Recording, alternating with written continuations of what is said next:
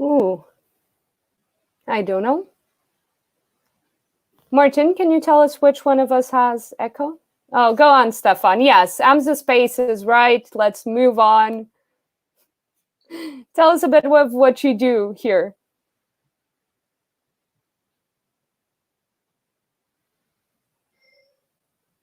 Hey, Stefan, are you back? Hey, Nick, welcome to the live.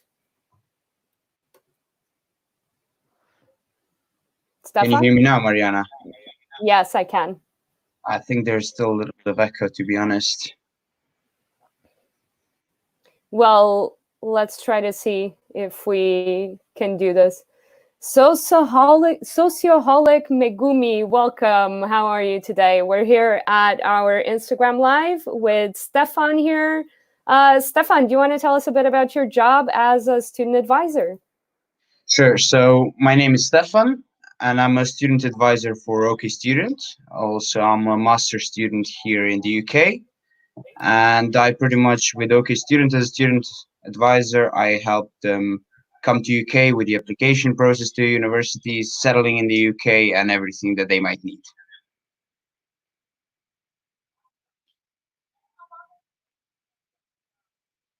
So advising, well, for OK Student for 1 year, but I helped. This is my fourth year already in the UK, and I helped a lot of students, especially from my home country, Croatia, to come here and settle in the UK. How is it advising all of these students from Croatia? And by the way, hi Joanna, hi Milena, hi Being Altruistic.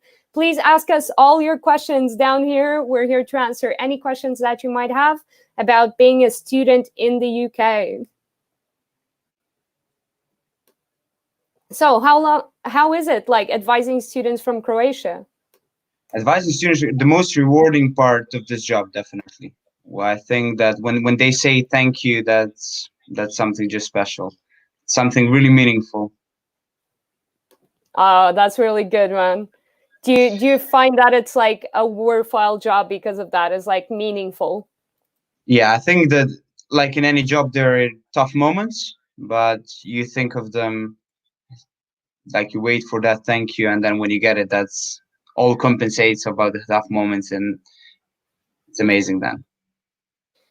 All right, so we have such bad echo, Yeah. apparently, that we're gonna drop Instagram, but we're live on Facebook and YouTube. So anybody who wants to join us there, please join us on Facebook and YouTube, and we'll be there to answer all of your questions.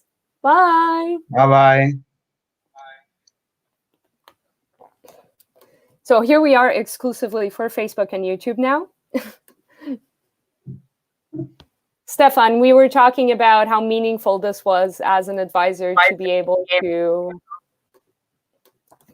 to advise all of these students and be able to impact their lives. I feel like that was always a part of why I enjoyed this work so much. How long did you do this work? I mean, how long are you associated with OK Student? Well, I was with OK Estudante, the Portuguese brand, for about 3 years. And then I had 1 year off. And when OK Student kicked off, I joined as head of advisors. So I was an advisor for OK Estudante for 3 years. And that was honestly the best job that I've had because it was so meaningful. Obviously, apart from this one, because now I get to like have all of you guys and like help all of you guys and help even more students. But I really feel like that was definitely the best job, the best position to be in, exactly because it was so meaningful. Would you say the same? I think that's definitely one of the best jobs that I ever had. Definitely is out there. If not even the best job, because I think it's the reach is so grateful. As I said, like saying when somebody says thank you, I can see that they really mean it. I can see that I help them in a way, of course, to get to the UK, to get the better education, to start their like new life, their professional life. So it's very rewarding, I think. And in OK Student, we are also an amazing team. I have to say, we also communicate. We get along really perfectly and collaborate to get the best service to the students and help them come here to study in the UK. Exactly. That's the thing. That's what I feel like it's very different about OK Student is that we never treat students as numbers. Every student is like a very specific case. And I really enjoy that. Like we have a team of advisors who has this much passion about being a student advisor and impacting these students' lives like this. Yeah. So definitely, if anyone has any questions, we're live on Facebook and YouTube to answer all of them. So feel free to ask us any questions. Stefan, I wanted to ask you a bit about your experience in the UK, because you studied here, right? I mean, all of our advisors have, but... So I first 3 years for my bachelor's, I've been in Nottingham, and then this year I chose to do a master's in London, and the big monster, how I call it. So this is my fourth year. I think that when you ask me about the experience and all that, I think it's quite separate stories about Nottingham and about London, because London is something really different from rest of the UK. It's quite international, has like what 10 and a half million people, quite busy, like a finance center. So everything is pretty much there, but really, really exciting. And then on the other hand, you have Nottingham, which is more student city. Everything is more tailored to students, a lot more young people there, a little bit more quiet, which I prefer sometimes because London rush sometimes is too much for me. But Yeah, I definitely, understand definitely that. two different experiences. Do you feel... I was just thinking about this because like London is such a big city. And I feel like I had this conversation with Artyom last week as well about London, and I didn't get a chance to ask him, how is it in regards to safety in London? Do you feel safe? I think definitely 100% I feel safe. I think even walking around after a night out 2 3 in the morning on the streets, you completely feel safe sometimes, especially in the city center. You feel safe. You see a lot of police officers. You see, I mean, people, after all, they're all smiling and going around London, and sometimes it gives you like reassurance that you feel safe. I didn't encounter any problems in London, uh, any time, at any time of the day, any time of the night, no problems at all. So everybody thinks, wow, big city, a lot of problems and so on. But definitely I didn't have that experience in London. And it's not like I've been avoiding some neighborhoods. I went everywhere. I was exploring all London. So it was definitely one of the most beautiful places that I've been. So we just answered one of the major questions for parents, because it's always like about safety for some of these parents. So, you have Stefan here. He trialed it. He Yeah, went yeah. on just so he could tell you that London is in fact a safe city. And I think also, Yeah. I think there is that universities provide that feeling also, because they're always approachable. They always have their services who are going to be able to talk to you if you do need anything, like in that way. And definitely one universities helped here a lot if there are any problems. Yeah. What's your experience of accommodation in London as well? Like speaking about the universities and their services. Okay, so they're like, I always like, I think in UK in every city it is the same. So you have two types. Either you're gonna go private or you're gonna go in the student halls. If you do go in the student halls, it's maybe a little bit more expensive than you can find in private, but it's much simpler than to book it. To book the accommodation through university, it's just a few clicks away. Where on the other hand, private has a little bit more of, like, let's say, referencing. So then you have to pay the deposit and so on. But it's maybe a little bit cheaper. So it really depends. I wanted to go private. I wanted to save some money, spend on some more traveling and going around London. So I chose private. But I know a lot of my friends from my course, they chose to go to student halls, and I think it's only about the preferences. And London definitely is a place where you can choose from millions of stuff. So if you can choose the neighborhood who you want to live with, you want to share accommodation, studio, all alone. So there are so many opportunities that you just have to go there and find them and try them in the end. Exactly. And it's definitely about like the preferences and what the specific situation of each student is, right? When like, if you can afford a bit more, how's your budget? Like, what are your main concerns? What is important to you? Do you want to rent a full house? Do you want to rent like a room? Do you mind sharing with a lot of people? All of these things I think are really important to think about when we're thinking about accommodation, because like you are going to spend a lot of time there, and especially during times of corona and quarantine. So do you think that it needs to be a space where you kind of feel okay and safe, and that's the main concern when choosing accommodation. I wanted to ask you, like, changing the topic here a bit, is like, why is UK education so attractive to Croatian students? Well, one of the questions that has been arising for the last few years, definitely. I think that Croatians are quite unsatisfied with the education back home because we had some problems with the politics, with the education system, and so on. Mm-hmm. And we are quite a small country, so when you take in consideration 4.5 million people, we are not that big. So there becomes a problem of funding and so on. And it has become quite popular to come to UK, first of all, because we are part of the European Union. So you have the student loans. So just to say a little bit more about student loans. So every European student from the EU coming to UK has the right to take a student loan, which will cover the tuition fees for the duration of your undergraduate or your postgraduate. So definitely that's one of the things. So you can use that student loan and then you pay it back once you get a job. So it's nothing like that. If you want to go after you finish university for 1 year abroad traveling, that's completely fine. You will not have to repay it at that time. But once when you get employed, then a certain percentage will have to go to that student loan. So I think that became quite attractive because that allowed us as Croatians to have the access to one of the best universities in the world and second largest economy in Europe.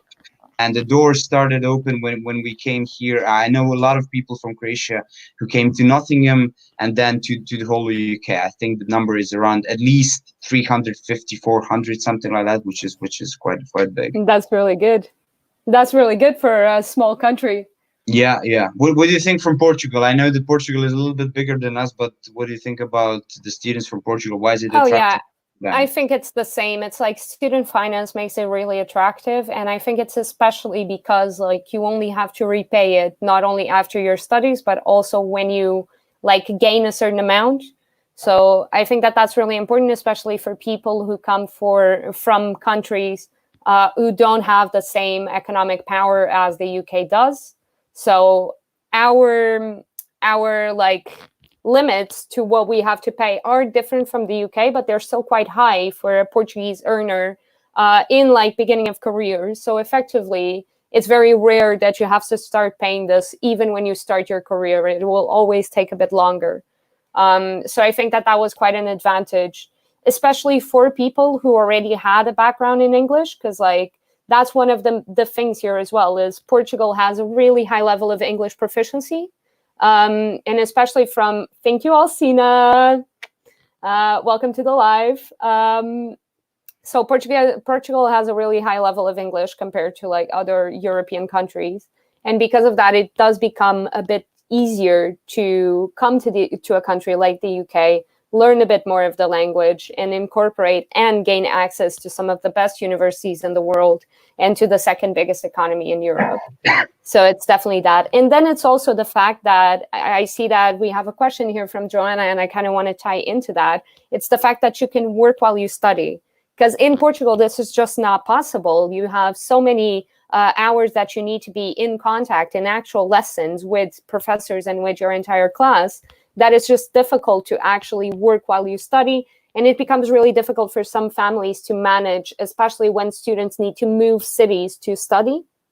So I don't know if this is an experience you can relate to the Croatian experience as well. I think that's 100% something. I know that some of my friends spend 30 to 35 hours a week at the university listening to lectures, being inside seminars and so on. So in UK, when I was telling them about 10 to 15 hours maximum, I think that in no 4 years of me studying here, I had more than 15 hours a week.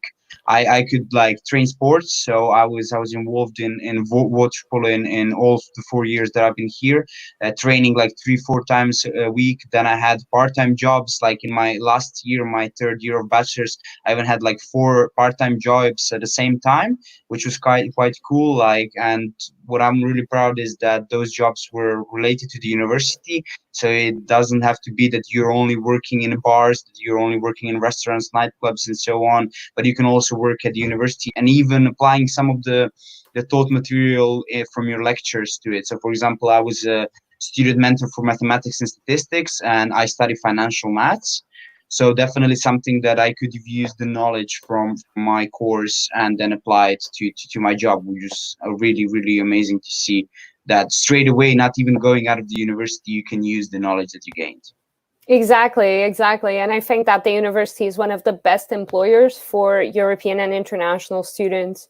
You can just go to your university's employment center and they will help you with not only getting a job, but also making your CV, like improving your interview skills, gaining soft skills that you wouldn't think are necessary, like because that ends up being really valuable, right? Just transferable skills that you can use in a wide variety of contexts. And I think that's what UK universities really end up doing, is just giving you independence as a student to be able to manage your own time, to learn how to manage it, to learn how to work and study at the same time, basically. Yeah, and I think that everything starts from the university services. So I think everything is tailored to the student. And there are so many services starting from accommodation, finance, libraries, and employability, and so on. So there are many services that can help students. And I do not see why a student who is already paying for those services shouldn't use it. So I would definitely encourage everybody who is currently in the UK and studying in that to go to the employability team to help them write a CV, to go to the accommodation team if you need to help any if you need any help with the accommodation and so on. Even the finance team can help you like budget through uni, so you can spend your money wisely. Some of it on a nights out, some of it on food and so on. So definitely universities are in the UK are quite special because they really care about students, and that's something that I value maybe even the most. Exactly, exactly. I would definitely say that's so much a part of it. I've always felt like so supported by my universities as I've been in the UK. I think that lecturers are really dedicated, and I think that's definitely a part of it. I worked while I studied my entire degree, and there were points when I couldn't attend classes, and my lecturers were always there for me to help me like get on and continue with the material. So it's definitely an environment that I've always felt very nurtured in and very helped by the university itself. Um, Definitely. Changing the topic a bit, how do you think? Let's go into a controversial topic. Okay. How do you think Brexit will impact, especially for European students at the moment? Should they Okay. come this year? So I think that this year is the best chance that they ever got. I think this is the year when they have to decide and say, okay, I'm coming to UK, and this is it. This is the right time for me because of this the student loan. So Brexit is happening. That is something that we cannot change. But what is promised by the UK government is that the European students who are coming in academic year 2021, that they can still apply for student loans. So even the bachelors and the postgraduates, they can apply for a student loan. They can come here and study and have the same rights as any British student for the duration of studies, which I think is really amazing. We do not know whether that is gonna the student finances and that privilege is gonna be available for 21-22. So definitely this year would be something that I would advise any student who is like not sure whether they want to come to UK this year or next year. I would say come this year, use the student finance. That's something that's gonna have like that start into your further career. You're gonna have a much easier way of getting to university. Yeah, so this is valid for students starting in September 2020. So now, and I know that there's also this thing about COVID-19 going on. So there's a lot of students who have questions about if they should come or not because of this pandemic. And we definitely know that universities have been taking precautions about this and have been changing their policies about this. So do not defer. I wouldn't say to defer an offer because before we know for sure what's going to happen. And I do think it's like it's much better to try to invest in doing it this year than it is trying to not do it and then lose the possibility of having funding. Yeah. I think that well, in life I would say that there are two resources you always have to put in the money and the effort in is the health and the education, and that is something that nobody can take away from you. And if this is going to be the chance of people coming to UK study at one of the best universities in the world, because they really are. Studying in UK is quite a special thing. It's much different than any university in the world, Europe, America, Asia, Africa, wherever. It's quite a special university experience. So definitely, this is the year where the European students should come and should at least try it. I would, in my opinion, I would rather Try regret things it. that I've, yeah, just go come in and try it. That's how I came. I didn't know where I came in to the UK for the first time, and then we had from alumni when I went to Nottingham Trent University. She was talking and she said, I would rather regret things that I've done than the ones that I didn't. And it was like, that's it. That's why I'm here. That's why, because I would rather come in, try it, and then if I didn't like it, okay. But I do love it. Just to say it, just to put it there. But go there, try it, and then you cannot regret it if you didn't. That will be my advice, definitely. Exactly. That's a great way to see life in general. I feel it's just like embrace the opportunities that you have. Um, and yeah, don't think, do Yeah, basically. yeah. And I think that definitely you said something here that is quite interesting, and a fun thing that I wanted to mention is like the experience in UK universities is very, very different from anywhere else where I've been. Things like Freshers Week, even like the type of community you have is completely different. So, like, this is actually a two-part question. So, the first one is, what is the funnest thing about being in a UK university? Wow. Okay, I think that combination, it is a balance between the academia and the fun stuff. So, I mean, I'm not saying the academia is not fun. I'm just saying that I would love sports, for example. I love reading. I love volunteering and so on. So, I think that it's just a perfect combination of both. And when you consider that, like in the morning, I would do all my university chores, I would do all my tasks, all my assignments, and so on. And then later on, I would go and play sports. And even saying I play water polo, which is quite a small sport, only a few countries play it. But even coming to UK, I was like, okay, there is not a club. The university doesn't organize anything like that, but they do. They even have my sport. So it was an amazing thing to do it in my first year, to get there, to meet new people, because after all, I did come in a new country, new culture, new everything, didn't know anybody. So the best way is get into that sports, get into the team sport. So that's how I found friends. But that's definitely the most fun part, is I could combine the both. So I could work, I could do sports, I could study, and it was really a perfect combination of everything. Yeah, I feel like that's definitely a thing with UK universities, is just the diversity of things that you have to do. Because, like, for example, my university had, I kid you not, a pirates society, which So did you join?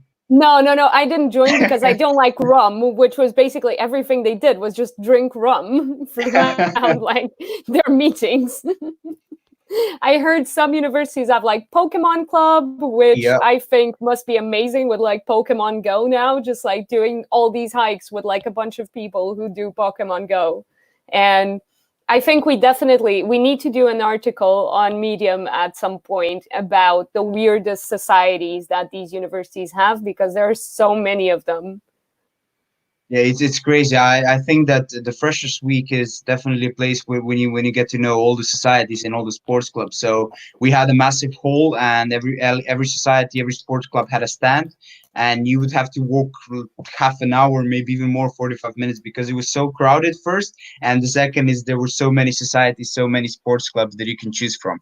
I think that starting in the first year, UK education is really caring for you, and they really try to make you find somewhere where you belong, and that's sometimes really important for especially young people, 18, 19-year old, who are still there to explore the whole life, so definitely Exactly. to have like that start, it's amazing to see so many societies, sports clubs, and everything the university offers. Exactly. So So we which have a ones couple did of you choose? Let me stop. Which societies and sports clubs did you join? I joined. I actually was a part of Enactus when I was at Anglia Ruskin, so I Okay. did some serious stuff. I was a part of Enactus, and I did a lot of video for them. I was basically their media officer, and then I joined an equestrian club for a short amount of time, because Anglia Ruskin University has an equestrian club with Cambridge University. Okay. So we would go and yeah, and ride horses basically because I've always ridden horses all my life. That's really Um, amazing. just to clarify as well, because I completely forget, like Enactus, we're like here talking. I know what that you know what Enactus is, but Enactus is basically a young entrepreneurs society. We actually have someone from Enactus in our team. So Trish is from Enactus as well, which I hope will be in our Q&As in a few weeks. And they are basically a young entrepreneurs society that does a lot of events. It's a national society, and they can definitely help you if you want to be a business maker, a creator, something of that sort. They're the perfect society for you. Um, just to quickly introduce ourselves again. Hi, you're here at the Q&A with OK Student. My name is Mariana, and I'm the head of advisors. And here is the Well, my other name side. is Stefan. My name is Stefan, and I'm a student advisor for OK Student. I'm also a student here in the UK doing my master's in London. And well, my job as a student advisor is to help students come to UK, help them with the application process, settling in the UK, and anything they might need. I honestly feel like we're starting to get a talk show here going, Stefan. Like Really? I have my tea, I have like a comfy chair. We need to get some like sofas in this set, and that's it. And that's it. And maybe and some cameras, some light, makeup, and we'll be perfect. Oh, are you saying I need makeup? What the No, no, hell? no, no. Sorry. No, what I read. So I'm not doing that. But you should maybe know better. Like because you're doing a journalist master's, if I'm correct. Yeah. Yeah, exactly. Documentary So they journalism. said that you cannot go on a set without makeup. Is that correct? That's true. Like So every single interview that I've ever done, they've always tried to put makeup on my face, and I did not want it. They did not let me step on stage until I had like just the tiniest bit of foundation and yeah. just a little gloss. But then we need for a talk show we need definitely a team. Then we need a team. Yeah, we need a team behind us, filming us, and that's it. Everything. So we have a couple of questions here for a while. I'm so sorry, Malena and Joanna. We completely lost track of time in this conversation. So Malena is asking if we know what's happening for those who need to do exams through equivalency testing. So I'm wondering if this means English exams. So in the case of English exams, do you want to talk a bit about what we've been seeing, Stefan, with our partner universities? Yeah, so definitely. So talking from the point of as Mariana said, our partner universities, as the universities are quite aware of the situation that is currently happening in the world, and they're trying to make it the easiest to the students to get them to university in the easiest way possible. So they're quite now accepting a wide variety of English tests, and definitely what I would say to all the students who are applying to come to UK to first check on what is the easiest way that they can do an English exam, because and of course the cheapest. So we always try to get that efficiency part in that. So check with your advisors, check with OK Student which is the best possible English exam that you can do, the one who is easiest with the administration and so on. And that is what I would advise to students. But it's quite flexible from the university. They're accepting wide variety, and I think it's quite a good solution in this situation. Definitely. So some of these exams are exams like TOEFL online, IELTS indicator, Duolingo, and Pearson's tests. Not, as you were saying, not every university accepts the same. So it's really important that you do check with OK Student if they do accept that one or not.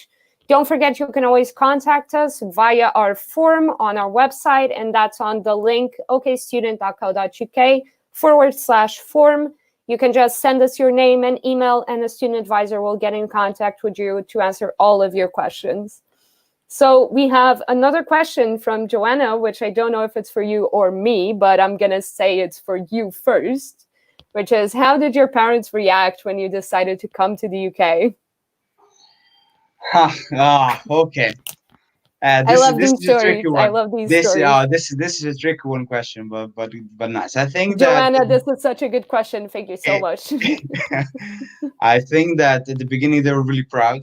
All right, so they helped me a lot with finding accommodation, finding. So I didn't get the chance to meet OK student back then when I was applying for the first time. So I had a little bit problems with accommodation and so on. Something that I think that all the Of course. students coming through us are having like really easily. So they helped me a lot with everything to come here. But I think that that moment when you have to pass that security check on the airport to come to UK, I think that that was the toughest for them. So, but I think that they just got used to it. You know, I'm coming home quite regularly for winter break, for Christmas break, which is quite long in the UK. It's around 1 month, and even summer breaks are around 3 months, which is really a long time. So they got used to that, and I always have the chance to come back home. But yeah, that first me going was definitely tough. Well, what did your parents? How did they react? Oh man. Um, I actually say hi to your mom because she might be watching. Yeah, yeah, You never know who's on these lives, you know? So, like, yeah, say hi, mom. Thank you for everything. definitely. Let's try not to say too badly, talk too badly about our parents because they might be Yeah. watching us. So basically, you were talking about this thing, and I feel that like every international student goes through this, where it's like the part where you have to separate from your parents, like outside the boarding gates. And yeah, it's quite a weird and impactful thing. Like recently, I hadn't ever like gone back to the airport that I left from the first time I went to Cambridge when I was 18. And that was from the Porto airport because I live in Lisbon, but we traveled up to Porto because the flights were cheaper. So when I was saying goodbye to my mom, like it was a completely unknown airport. And recently, about like what, 2 years ago, before I left OK Studente, we went to Porto for an event. And when I was boarding, as I was going through security, I suddenly have this flashback of like, oh, I hadn't been here in years. And like the last time I was in tears. My whole family was in tears. It was an entire thing. And it was just, honestly, I feel like it was definitely the hardest moment. I think my mom called me like at 4 a.m. for about like a month after that because she would have dreams that I was lost or that something had happened. So she would like call me on Skype at like ridiculous times. And I would just have to tell her, no, mom, everything's fine. Like you can go back to sleep. I'm okay. I'm in bed. Like good. And then assignment season came by and she called me at 4 a.m. And then I was like, no, mom, I'm not in bed. No, Yeah, yeah. nothing is fine. This is a time to work hard, to not sleep a little bit, and Exactly, but you can exactly. always catch up with sleep. At least that's what they say. So I think there are some books that might contradict that, but yeah, yeah. true. You can sleep when you're dead is my like definitely my opinion on that. Martin here is asking, did you have a wow, this is really happening moment in your first week or month in the UK? If so, where and when was it? I feel that for me, it was this moment of like going to the airport type thing. What about you, Stefan? Oof, I think that I had a long summer because I finished my high school, let's say in June, and then I came in UK from the like middle of September. And then all of a sudden, after 3.5 months of summer, you have to get used to that classroom again. And I think that Yeah, was the yeah. moment, like, wow, okay. And they started quite fast, I have to say. I think that's one of the things that students should be aware is. So everybody's asking me, especially from Europe, is how can you fit in 15 hours a week? How can you fit 30? How can you fit more hours and so on? But I think that in the UK they're quite fast.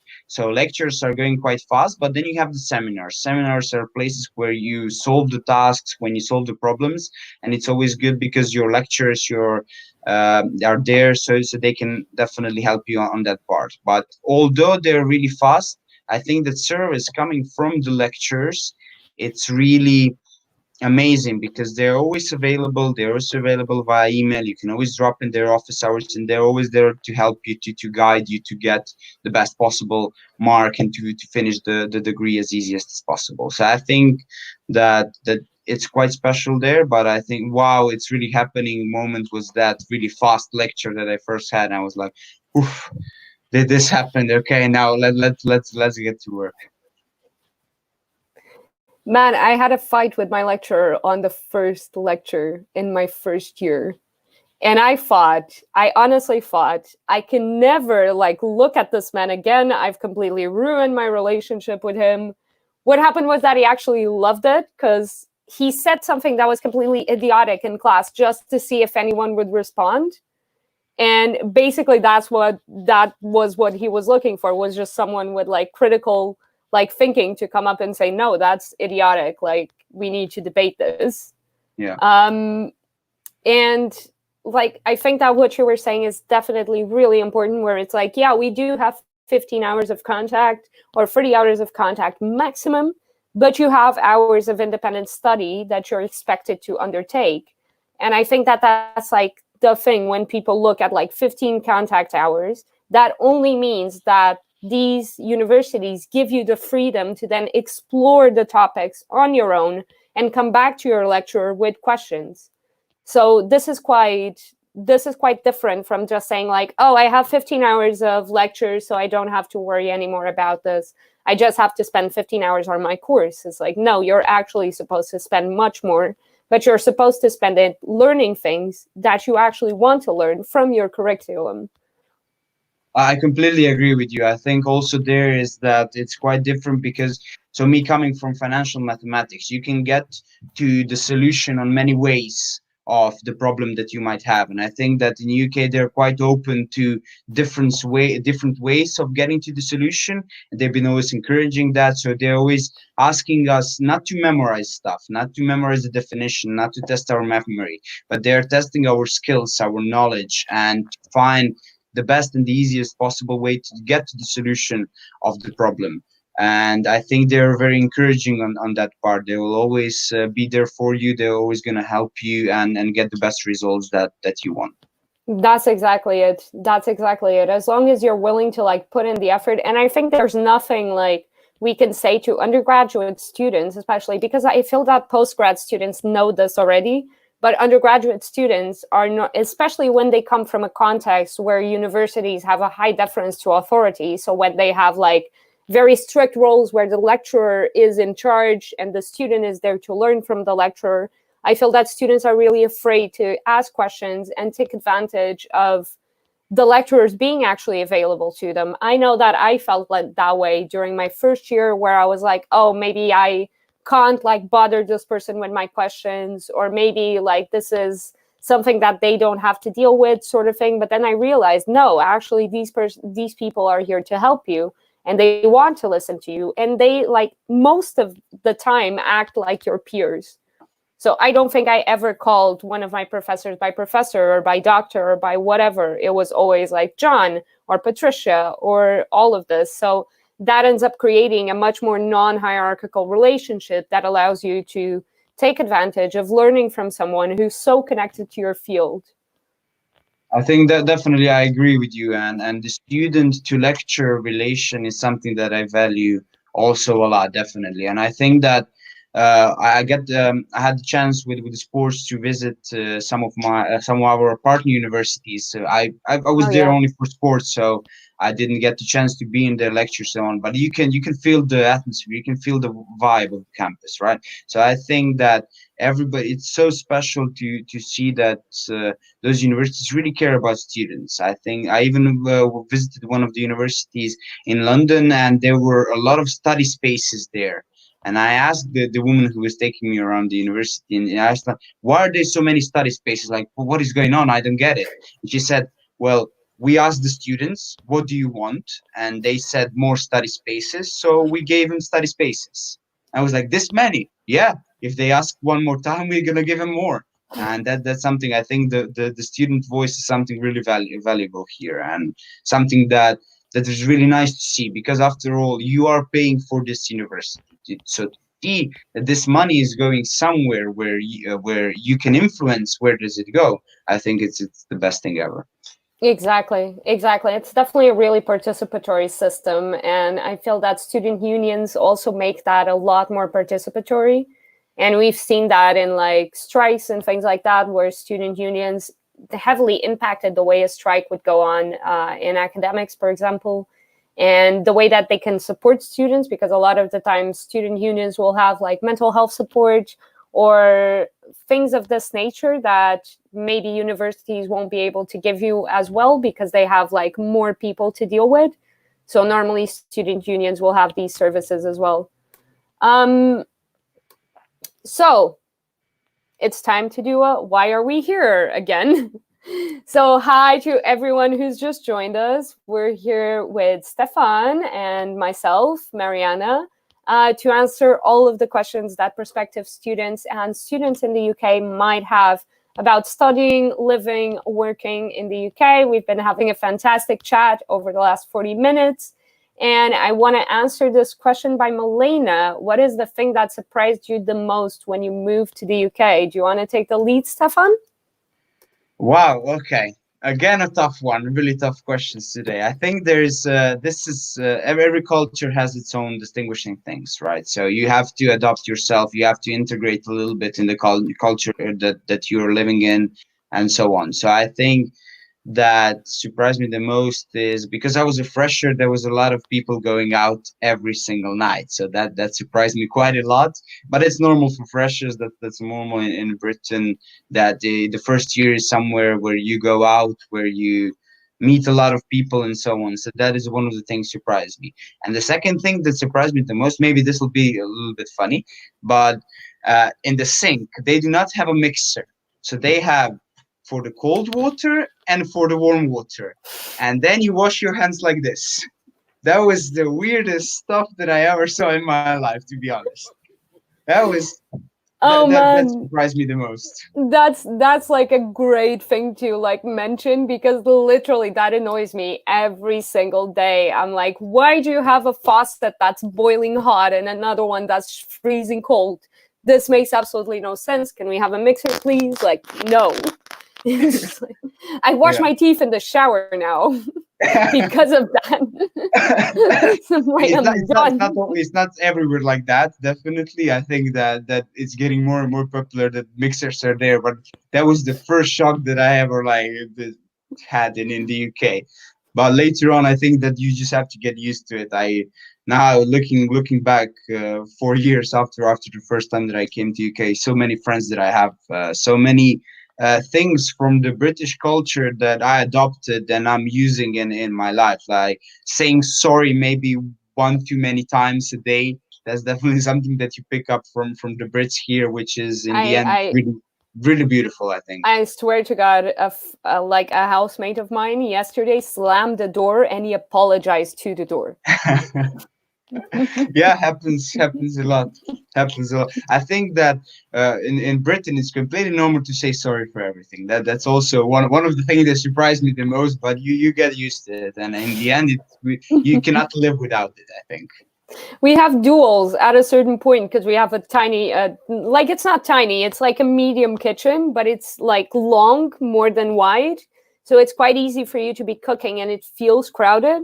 So we have absolute contests when more than one person is trying to cook at the same time, which is which one of us will say sorry more times in the next like 5 to 10 minutes. It's freaking ridiculous, honestly. It's like sorry, sorry, sorry, sorry, sorry, Yeah, sorry, yeah. just continuously. But yeah, that's just one of the examples. I think that there are many more. They my friends are saying that I'm a Croatian with British manners, and I think that's something that I picked up here in the UK. I mean, living 4 years somewhere, especially in the period when you're really young, adaptable, you're easily movable. I mean, like you can travel everywhere. I don't know how to say it. Sorry, but so you can definitely adapt to something, and having like two cultures now that I can take the best from and use it on myself. I think that'll help me definitely in my future life. Yeah, exactly. I feel like that's a lot of what we gain by studying or living abroad in general is just like the adaptability and the sudden multiculturality that I identify in a lot of things that I do as well. Because like I even in the language, right? Because I notice like I'm basically fluent in English anyway, but I notice each time I'm here for longer, my English gets so much more fluid, so much more. It feels like an actual language instead of feeling like a pastiche of a language, which is what normally feels like to me. Yeah, definitely. And something that I also notice is students who, for example, come from one country, come to the same city, they go and live together. And then when you take somebody from their country who is living with British people or people from international, not of their language, the level of English after a year, after 2 years, becomes really notable. And I would say to every student is go there, try to live with international, try to live with Brit, try to live with everybody, try to spend time, join the communities, get out there, use that English, because after all, that this is the best way to improve it, this is the best way to get that high level of English, is just go there and use it. Like, and from your native language is not going to be like I would say dobro jutro, which is good morning, but now when dobro jutro becomes good morning, then everything is completely different. Exactly, exactly. It's definitely like that's really important. And I really like to advise students always to try to not hang out with people from their nationality or have just a small group of people from their nationality. But definitely, it's important to expand your horizons. It's really, really important to be able to also take this experience to expand your cultural horizons, basically, and be able to make friends from different cultures, because more friends you have across the world, the better your all-roundedness as a human being is going to be in the way you understand and perceive other cultures. Yeah, and I So think that you'll start respecting your own culture much more. I think that when you get to know other cultures, what is good, what is bad, then you'll identify much easily, much better what is good and bad in your culture, and then you can tailor that to use always the best things out of each culture, out of each person in the end, and try to be the best possible person in the end. But that's something like completely life goal of mine, like to meet all the cultures, travel everywhere and all that to but believe me, I'm respecting much more my culture when I moved here, and more open to new cultures. you mentioned, I find it interesting because I was just thinking about it. You mentioned that you wanted to meet all cultures. And if you look at our banner down there, we just put on the Worldwide 100 Challenge, which is our challenge to find 100 nationalities and have 100 nationalities write an article with us about what it's like to study in the UK coming from your specific country. So if you do want to participate, don't hesitate. It's going to be great. Thank you to everyone who has been watching us so far. We can answer any questions. Please just message us at any point. Leave a comment below on YouTube or Facebook. We can see all of them. And we actually have, and just to say this again, you're in the live Q&A with OK Student, and I'm Mariana, the head of advisors, and we're here with I'm Stefan, and I'm student advisor for OK Student. I Nice, did the nice right side. transition. Yeah, I did the yeah, right side. yeah, Woohoo! Because this is mirrored, basically. yeah, If I turn here, yeah. okay. So we have a question here from Joanna asking about what we think about pub culture and if that was surprising when you first came. So you mentioned like that everyone was going out every night and that was quite surprising for you. I think that pub culture, I love pubs. I love the wooden interior of each pub. I love how they decorate it. It's really something special and something I think characteristic for Britain. And there are a Can lot I of just say, pubs. I love Yeah, having like brunch at a pub. yeah, yeah. That's That's my quite cool. favorite thing. Yeah, I think that even there's so many different types of pubs and on different locations. What I prefer the most is like in a countryside. So when I lived in Nottingham for 3 years, I used to play watch football also here for local club. So we would play with local clubs, and after each game we would go to a pub because you have to spend time with your team and the other team to because it was an amateur league, so we were all very friendly. And then Aw. going for that countryside pubs, it was wow, they're really beautiful. And in the city center, it's the pubs are more used for night out, so you'll see a variety of people there, a variety of moods there definitely, and it's quite cool. I think pubs is one of my favorite things in the UK. I feel that like somebody introduced me to a thing a couple of days ago, which is apparently a thing that they do at their local pub up in Sheffield somewhere. And he basically turned to me and said like, "Oh, have you ever heard of a crisp salad?" I'm like, "What is a crisp salad?" And he's just like, "It's when you like get multiple flavors of chips and just put them all in the same bowl." Okay, I'm okay, like, that's "Okay, interesting. then." So this is like I a got one. thing. I when first time after a game, we got to the pub, and I see a lot of bread and a lot of chips, right? So I'm like, Oh, okay, crisp sandwich. can you believe that? I was like, they're putting chips into the bread and they're eating it. And it was like, wow, this is so strange. But then you're like, oh, go try it, come on, try it. I tried it and was like, this is It's amazing. really This good, is so man. cool. It's really good. It's like beans on toast. It's like the weird culinary elements of Great Yeah, Britain is something yeah. that I really can't understand, but I love it. It's like fish and chips as well. Like I'm vegan, but I love vegan fish and chips. It's like one of my favorite things. But No, it's like, yeah. yeah, fish and chips is something special. I think that especially now I'm free here with my friend in his house. So every Sunday we agreed on fish and chips. One Oh, takeaway a week. It's amazing. I wish I was there just to have some vegan fish and chips. Like I think we're gonna cook that though. We made shepherd's pie yesterday. It was amazing. Nice. And I know So that this is lunchtime and we're talking about food and I haven't had lunch yet. So we're very sorry to all the people who are watching us that haven't had lunch yet. But I still have some shepherd's pie, which is what I'm going to eat right after this. amazing. We have another question from Elena talking about the best way of making friends and if it's easy. You want me to start, or Oh, should yeah, you? please. Please Yeah, go okay. ahead. So I would I definitely mean, I advise. mean, I feel like you have a lot of friends in the UK, so I think that your advice here would be good.